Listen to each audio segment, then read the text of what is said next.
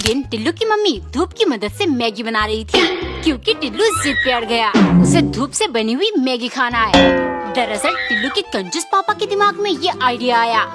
टिल्लू सुन, इस धूप का फायदा उठाना है। तेरी मम्मी को बोल गैस छोड़ सब कुछ धूप में ही पकाए। इस तरह हमारा बहुत पैसा बचेगा। वो मेरी बात नहीं मानेगी, लेकिन तू जिद पे अड़ जाना। तेरे कारण देख मेरा पूरा चेहरा जल गया। मम्मी तोलो, ये तब पापा ने कहा था। बदला लेने के लिए शाम को टिल्लू की मम्मी ने सारा खाना जला दिया। आज इस कंजूस बाप बेटी दोनों को मजा चखाऊंगी। खाना खा रहा हूँ ये कोयला। ये क्या बनाया तुमने? अरे टिल्लू से पूछो आज धूप कितनी तेज थी। सब कुछ जल गया, मेरा चेहरा भी। अब तो पूरी गर्मी आपको ऐसा ही खाना मिलेगा। एक औरत का पति हमेशा चिड़चिड़ा हुआ रहता, क्योंकि कारोबार में तरक्की नहीं हो रही थी। बेवजह झगड़ना उसका स्वभाव बन चुका था। एक दिन पति जब दुकान में था, पत्नी फोन पर बोली, दिवाली की शॉपिंग करनी है, आज अब वक्त निकाल कर जल्दी आ जाना। पति चिल्लाने लगा, मेरा वक्त तो वैसे भी बुरा चल रहा है, लेकिन तुम्हें उसकी परवाह नहीं है, रखो फोन। यही गुस्से के कारण उसके दुकान में कोई ग्राहक नहीं आता। एक दिन एक बूढ़ी औरत उनके घर आकर खाना मांगने लगी। पति हमेशा की तरह चिल्लाने लगा, मैं यहाँ मर जा रहा हूँ और तुम खाना मांग रही हो, दफा हो जाइए। औरत उदास होकर चली गई। ये देख पति को दुख होने लगा। फिर पत्नी आकर बोली, गुस्सा करना और नुकसान उठाना यही तो आप सालों से कर रहे हो। मुझे नहीं मालूम एक सक्सेसफुल इंसान खुश रहता है या नहीं, लेकिन जो खुश रहता है वो एक न एक दिन जरूर सफल होता है। एक बार एक लड़की रोज अपने बालकनी से एक बुजुर्ग पति पत्नी को देखती थी। लड़की बस इनके जैसे ही हंसते हुए प्यार में जीवन बिताना चाहती थी। उनमें बहुत प्यार नजर आता था, लेकिन इसके बावजूद वो दोनों एक साथ नहीं रहते थे। एक दिन लड़की बुजुर्ग के घर गई इस रात से पर्दा हटाने। उसने पूछा, आप दोनों एक साथ बहुत प्यारे लगते हो, लेकिन आपकी पत्नी आपके साथ क्यों नहीं रहती? ये सुन बुजुर्ग बोले, वो मेरी पत्नी नहीं है। लड़की चौंक गई। फिर बुजुर्ग ने अपने आगे की कहानी बताई, हम दोनों एक दूसरे से बहुत प्यार करते थे, लेकिन उसके पिता हमारी शादी के सख्त खिलाफ थे। उन्होंने मरने से पहले उससे वादा लिया था कि वो मुझसे कभी शादी ना करे। वो कभी अपने पिता को धोखा नहीं देना चाहती, और मैं उसे एक बेटी के रूप में हारते हुए नहीं देख सकता। एक दिन पत्नी ने नींबू काटकर दूध में निचोड़ दिया। फिर छेना से रसगुल्ले बनाने लगी, क्योंकि कंजूस पति को खाने का बहुत मन हो रहा था। अरे मिठाई की दुकान में 3 बार जा चुका हूँ, लेकिन रसगुल्ले खरीदने की हिम्मत नहीं हुई। एक 20 रुपए का आता है, क्यों ना हम सुबह की चाय स्किप कर दे और वही दूध से तुम रसगुल्ले बना दो। पेट संभाली नहीं जाती, लेकिन कंजूसी कभी नहीं छोड़ेंगे। कोई नहीं, इसी बहाने से मैं भी 2 रसगुल्ले खा लूंगी। वो सारे रसगुल्ले को चाशनी में डालकर पति के पास ले गई। बहुत अच्छी खुशबू आ रही है, जल्दी से खाते हैं। लेकिन तभी पति ने उसका हाथ पकड़ लिया। अरे अगर ऐसे ही खा लिया तो रसगुल्ले 2 मिनट में खत्म हो जाएंगे। मैं तुम्हें दिखाता हूँ कैसे खाते हैं। वो रसगुल्ले को मुंह में डालकर चूसने लगा।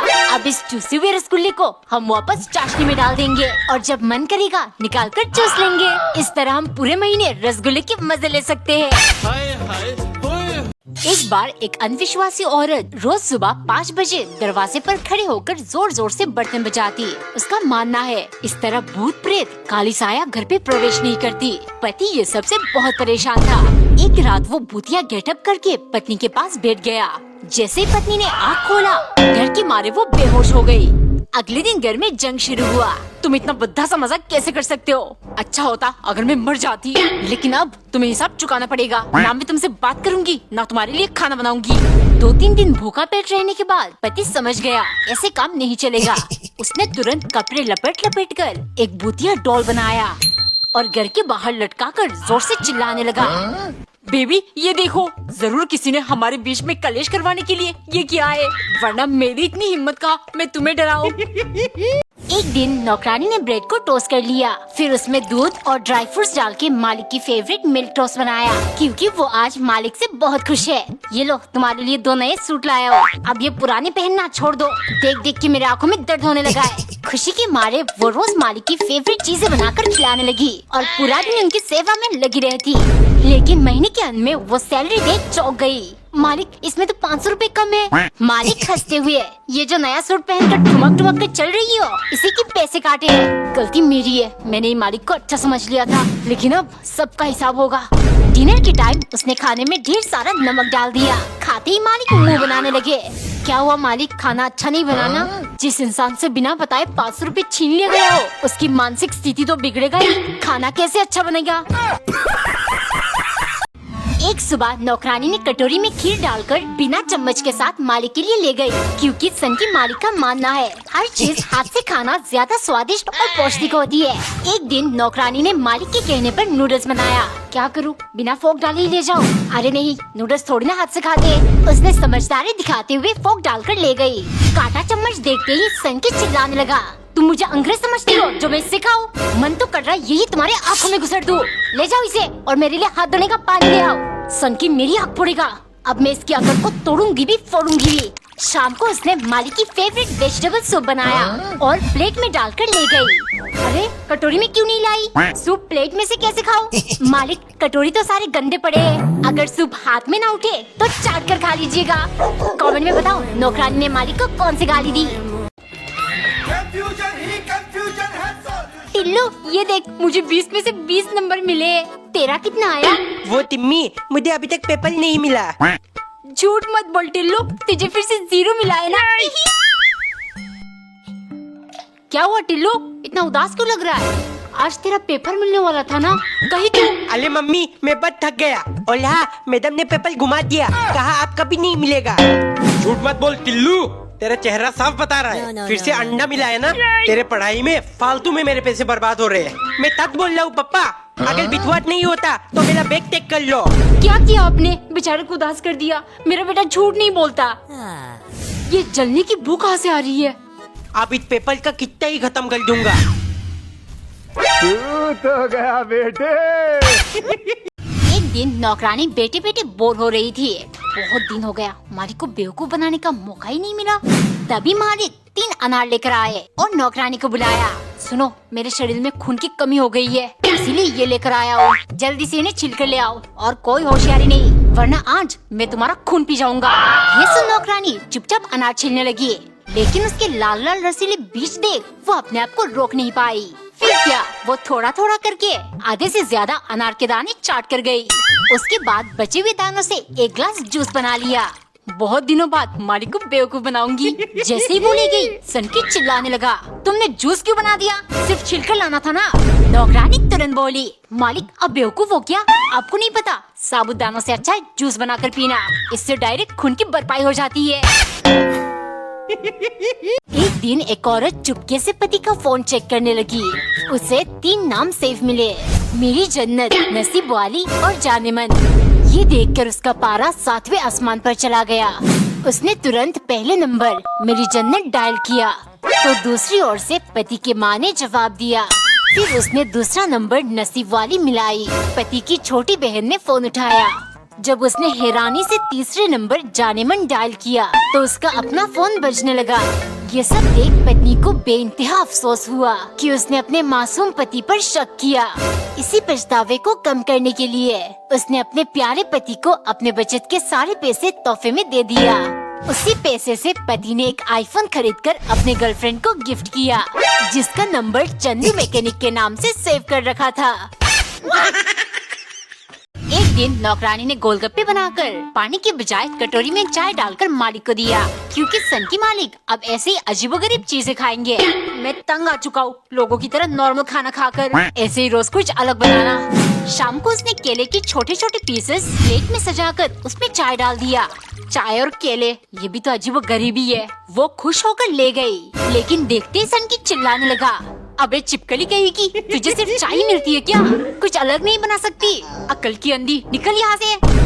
मैं चिपकली तो तू सन की सांड, अभी खिलाऊंगी अजीबोगरीब खाना। उसने जल्दी से जाकर पीली दाल कूट लिया और अच्छे से गूंदकर एक बेहतरीन चीज बनाया। वो ठग के सनकी के पास ले गई। मालिक, एक ऐसी मिठाई लेकर आई हूँ, देखते ही आपकी होश उड़ जाएगी, जल्दी से चाट लीजिए। एक दिन पति 3 संतरे लेकर आया। पत्नी अच्छे से छीलकर उन्हें ले आई। उसने 1 संतरा पति को दिया और 2 खुद रख लिया। ये देख पति बोला, अरे मैं इतनी दूर जाकर संतरे लाया, 2 मुझे खाना है। पत्नी तुरंत नहीं नहीं, संतरे मुझे ज्यादा पसंद है, 2 मैं खाऊंगी। अब एक में ही खुश रहो। 6 घंटे लगातार दोनों में बहस चलती रही। आखिर में पति बोला, देखो 12 बज चुके हैं, सोने का टाइम हो गया। लेकिन जो अपनी नींद से लड़कर सुबह होने तक जागता रहेगा 2 संतरे उसे मिलेगी। दोनों उल्लू जैसे आंखें बनाकर बैठे रहे। जब सुबह होने को हो रहा था, पत्नी नींद से बेहोश हो गई। ये देख पति हताश हो गया। 2 दिन बाद जब पत्नी को होश आया, वो बोली, बेबी तुम जीत गए, 2 संतरे तुम खा लेना। पति चट से, कैसी बातें करती हो, मेरी वजह से तुम बेहोश हो गई, तुम 2 संतरे खाओगी। फिर दोनों में दोबारा बहस शुरू हुआ। नहीं नहीं, तुम्हें 2 संतरे खाना पड़ेगा। एक दिन नौकरानी बैठकर ढेर सारे गोलगप्पे खा रही थी, जो कि मालिक ने उसके लिए बनाया। पिछले पार्ट में नौकरानी ने जादुई कुकर की मदद से मालिक को नौकर बना दिया था और अब वो मालकिन बन गई है। दोपहर को मालिक पूरियां तल रहे थे, तभी नौकरानी आकर बोली, वाह मालिक, आपकी पूरियां तो बहुत अच्छे से फूल रही है। हाँ, क्योंकि मैं तुम्हारी तरह कामचोर नहीं हूँ। ये सुन नौकरानी बोली, चुप, मालकिन से जबान लड़ाता है, काम से निकाल दूंगी। वैसे भी तुम्हारी पूरियां कुछ ज्यादा ही फूल रही है, मुझे कम फूले हुए पूरियां पसंद है, जल्दी से बना कर ले आओ। जब से मालकिन बनी कुछ ज्यादा ही हवा में उड़ रही है। गुस्से के मारे मालिक ने पूरी के अंदर खूब सारा मिर्च डाल दिया। अब सारी हवाबाजी निकलेगी। खाते ही नौकरानी मालिक की चाल समझ गई। वाह, आपने पूरी के अंदर भर भर के मिर्च डाला है, बहुत मजा आ रहा है खाने में, 10 रुपए बोनस में दे दूंगी, अब जाओ यहाँ से।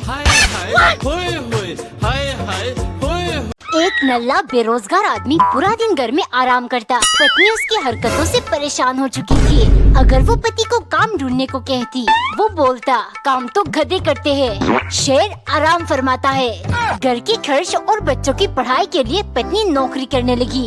एक शाम वो ऑफिस से थकी हुई घर आई। पति आराम से बैठकर क्रिकेट देख रहा था। उसे देखते ही वो बोला, जानू जल्दी से खाना बना दो, बहुत भूख लग रही है, पूरा दिन से कुछ नहीं खाया।